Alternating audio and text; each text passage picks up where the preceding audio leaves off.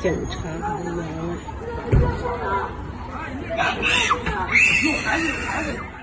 This video from mainland China shows how the police ban e-bikes. Yes, they hold a mother down on the road in front of her child. The child is jumping and screaming helplessly. The police don't stop at all, enraging the crowd of strangers.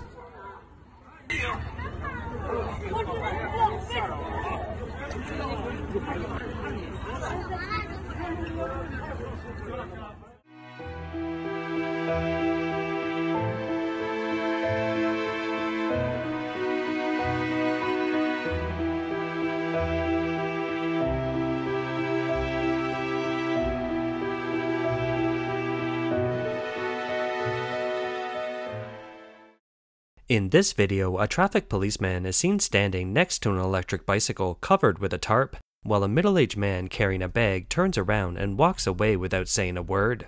The police, his hands on his hips, watches him leave. The caption above the video reads, "Tears, his e-bike is confiscated and he doesn't want to live anymore. Why is life so hard on him?"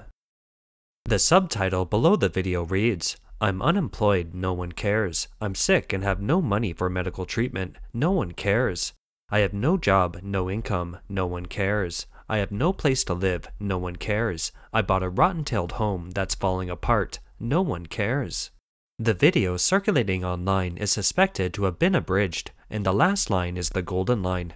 "I rode an e-bike to earn a living, and all of a sudden someone cares about my safety." On the X platform, many netizens sympathize with the misery and despair of the common people under the CCP. Take it, I don't want to live on anyway. He probably can't live on. Even if his bike hadn't been confiscated, he wouldn't have wanted to live on. He can't live on anymore. You have forced people to a road of no return. One said the man in the video may not really want to die, but try to force the traffic police to release the bike. Some people think an e-bike isn't worth much, but people are fighting for it with their life. It shows the misery people live in and the outrage and sadness towards the abuse of public power.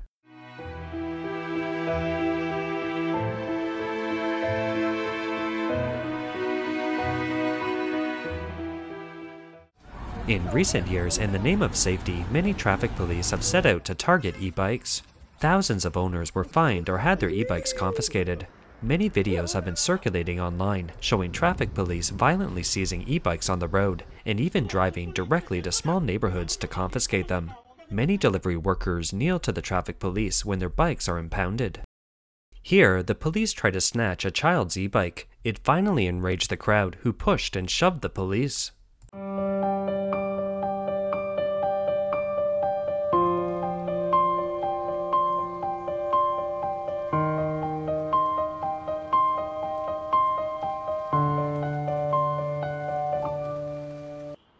Since late May 2024, China has launched a large-scale so-called rectification campaign. And on May 23rd alone, the country's so-called night patrols cleared nearly 300,000 battery-operated vehicles.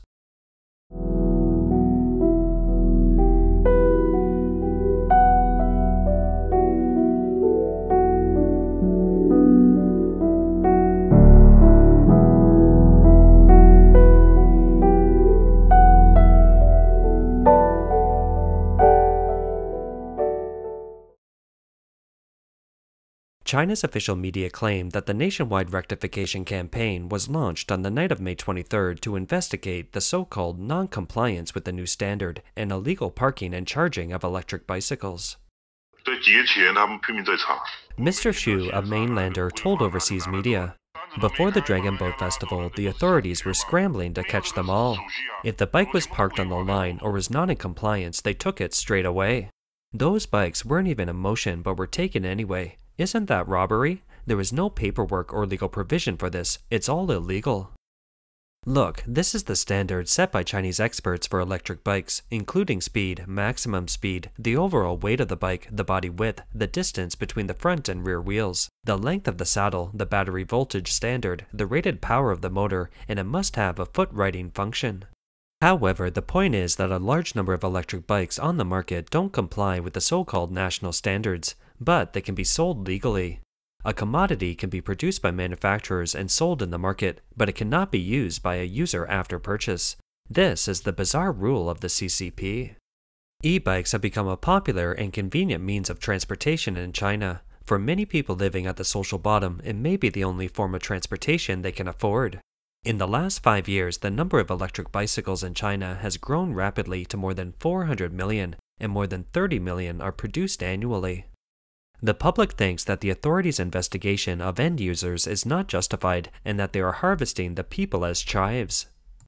Because in China, people buy their e-bikes through regular channels. Now the police are saying that these scooters are not up to standard. The public doesn't understand how these bikes have passed quality inspection to reach the consumer market. Why do they pass inspection but are not up to standard when in the hands of the people? If there is a quality issue, should it not be addressed on the manufacturer's side? Why make things difficult for the people? Professor Shay Tian, a professor at the Icahn School of Business at the University of South Carolina, said, "The regulation of electric bikes is a very strange phenomena. That is, the local governments have allowed the production of e-bikes, but at the same time, its traffic regulations don't allow them to get on the road.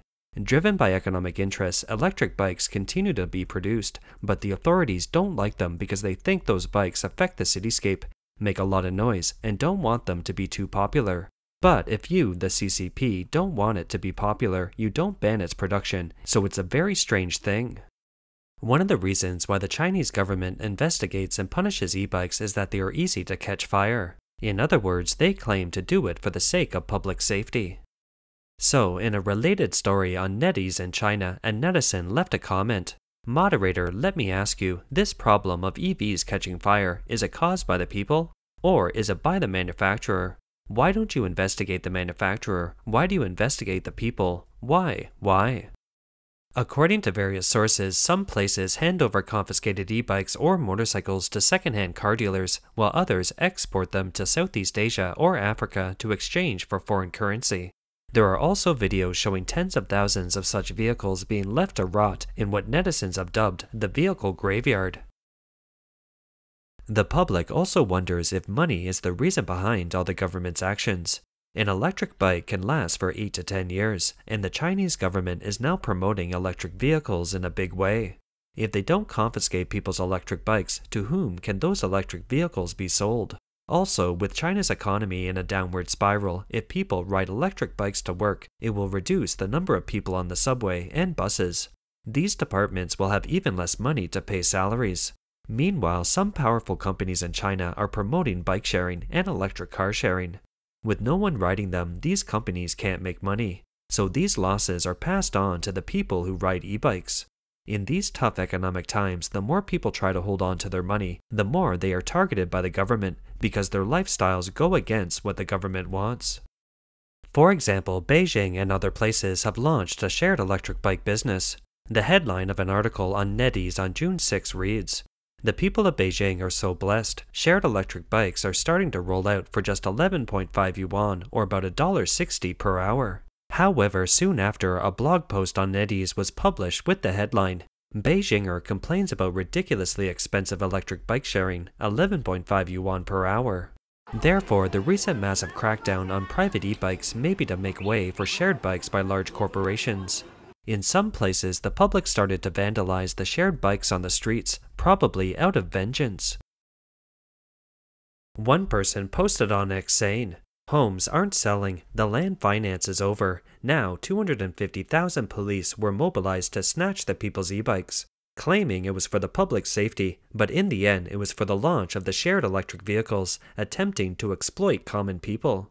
"You are racking your brains to cut chives. I am sorry, you can scheme against me, but I quit. Look here, we are going back to the time before the liberation overnight. Rickshaws, three-wheelers, flatbed carts have begun to appear on the streets. Let's see who can last." The Chinese police have been besieging the e-bikes for a while. It's an ongoing battle. Not only can e-bikes be impounded, but there are also increased fines. CCTV reported that before the national standard was launched 5 years ago, Shandong, Henan, Hebei, and Hainan, and other provinces and municipalities made policies and programs for low-speed electric vehicles and put them into practice, and a transition period of 3 to 5 years had been set up in those jurisdictions. In Shenzhen, Guangdong Province, the motorcycle and electric bike ban has been in effect since April 2013. In April of that year, a 100-day special campaign was launched to ban motorcycles and electric bikes in the city. More than 3,600 electric vehicles were destroyed, which aroused widespread criticism in society. Since then, police in Shenzhen have been working diligently to round up battery-operated vehicles, especially those ridden by couriers. In May 2018, China's Ministry of Industry and Information Technology released the new safety technical standards for electric bicycles. Shandong Youth Daily reported that the implementation of the new national standard means that 90% of low-speed electric vehicle enterprises will be wiped out. Changing from lead batteries to lithium batteries will raise the price of e-bikes to 40,000 yuan, but that's only about 5% of the market.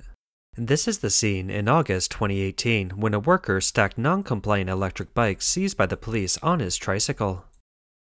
So why, after e-bikes have been around for more than 2 decades in China, is the Chinese government suddenly introducing a regulatory policy? Some analysts believe that such policies are driven by interests. Some of the e-bike companies are owned by various families or factions within the CCP regime. Thus, the fight is actually between the different families and people who manufacture e-bikes. Some very smart Chinese people finally came to their senses and figured out the logic. At first, the Chinese government supported e-bikes. Later on, they realized that the proliferation of e-bikes was affecting the interests of some people, coupled with the media coverage of e-bikes as roadkill. Against the backdrop of tax collection being one of the government's main sources of revenue, the key reason for the police to clamp down on e-bikes is that the government has no way to collect taxes on the public's e-bikes. According to Lead Leo Research Institute's China Shared E-Bike Overview 2021, China has a daily demand of more than 700 million e-bike trips, stimulating the rapid growth of China's e-bike production, sales, and ownership. China has become the real king of e-bikes.